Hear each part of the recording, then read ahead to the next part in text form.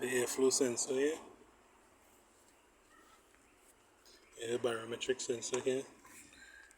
ECM. Chassis to engine harness connector.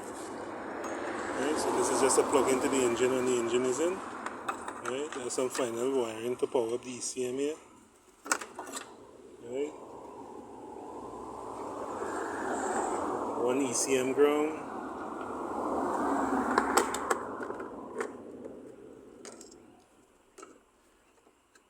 ECM power supply with a fusible length. Going here. Right. Harness run inside.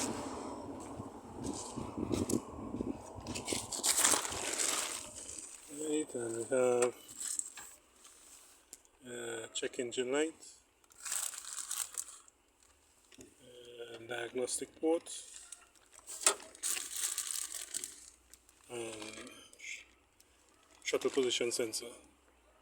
So just to neaten up under the dash, install the pedal and the lights, and we should be able to go. Right. Chip, we get in there.